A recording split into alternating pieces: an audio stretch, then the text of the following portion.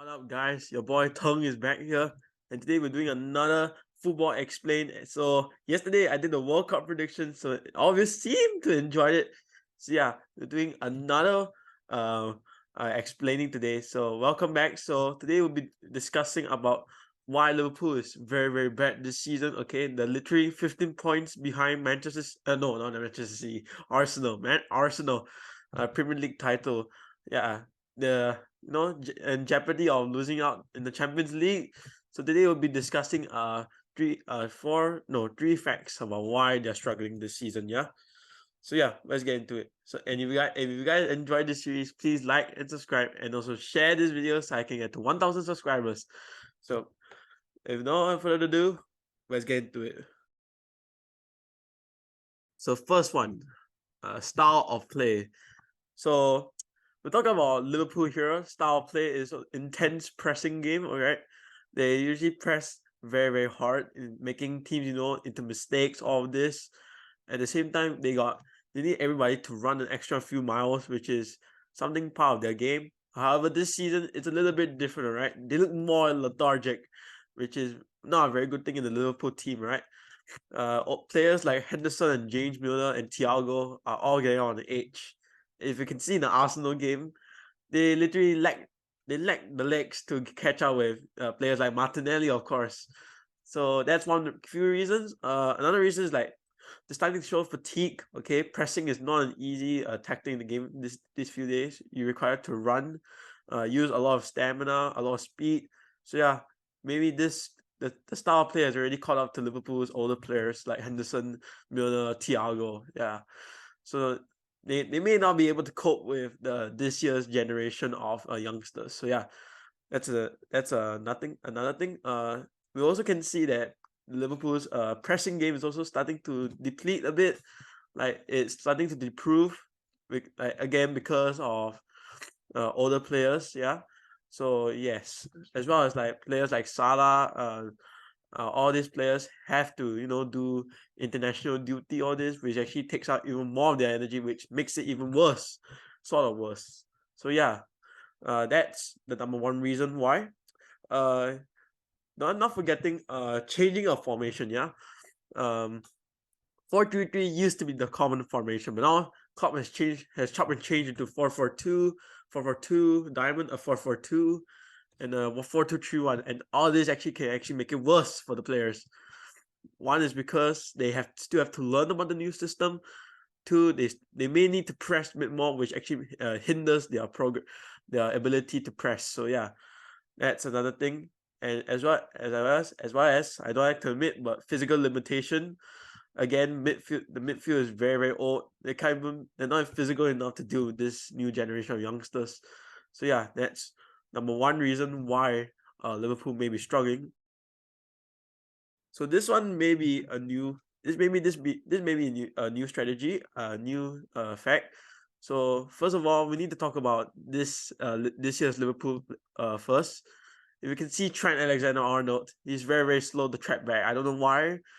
If you can, we're talking about a player who's very good offensively, but he's very bad defensively. In this generation, we need players to defend and attack at the same time. We need those players. Those all style of football, like all the way defending, that's no more already. Both. We need players that have good stamina and a good attacking. So yeah, we need players to track back and defend. You can't just expect your other players just to help you cover up your defensive duties. So that's one thing. Another thing is that this new generation, they already figured out Liverpool's way of tactics. So yeah, that's another thing. If you can see in the Crystal Palace game, that 1-1 draw, Crystal Palace literally just sat back and just waited for Liverpool to just come in numbers. Because usually Liverpool have to press in a high block, but that leaves holes behind, which is obviously a bad thing. As you can see, Van Dijk can't even keep up with Zaha, which is another thing. Van Dijk is starting to show his age, maybe starting to slow a bit. He couldn't keep up with Zaha for some reason, which is very unusual of a Virgil Van Dijk. A very good Virgil Van Dijk will usually be able to cover up his defensive duties, but in that game he just lost there, right? He just lost Zaha. So yeah, another thing is that reiterating back to the fact of chop and changing systems. Okay, uh, the Liverpool players, they're too used to 4-3-3 nowadays, but even chop and change systems, they need to regroup and rethink. They have to get used to it, which is obviously not a good thing. As I said, it could take up more of their energy, which makes them even worse. So yeah, not a very good idea, especially when you're dealing with a very old midfield. Yeah, so that's number two. This is a kind of a shocking one. So we're talking about new arrivals, and we're also gonna talk about Salah. Yeah, so new arrivals, Darwin Núñez. So far, until like this Southampton game, he scored a brace, but at first he couldn't really score. Okay, so let me just tell you first, right? New arrivals, don't expect them to do so well, right? They need time to adjust, and that can actually hinder the progress of Liverpool because Darwin Núñez is a new player to the Premier League, so you can't expect them to straight whoa like be so good, like so powerful like that. Then we need to talk about Sadio Mane's departure, right? So we all know of the Firmino, Mane, Salah duo, trio. Sorry, not duo. It was literally the best of friends. But ever since Mane left, Salah looks to be so alone. Usually we have players like Mane, Firmino, Jota, who's currently injured, dropping creating space for Salah. But in this case, Darwin Núñez is not the same as Salah, because Darwin Núñez is more of a striker rather than a creator. So Salah's he's getting to lesser goal scoring opportunities. So that's one thing about Salah. There's one thing why Salah's already his gunpowder is already running dry. He's finding very hard to score goals.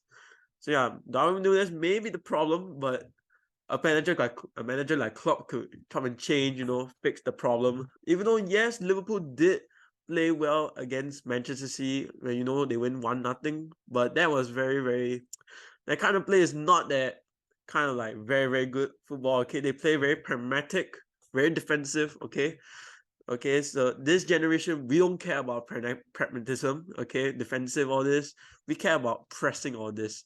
So Liverpool really needs to, back out, get new players, get younger players specifically, to get back to pressing. That is my personal point on this Liverpool season, yeah. But what are your points? Let me know in the comments below. But for that, thank you and thank you for watching this video. Hope you guys enjoyed. Hopefully this so-called answers your question on why Liverpool is doing so bad this season. So yeah, thank you guys for watching, and I'll see you guys next time. Goodbye.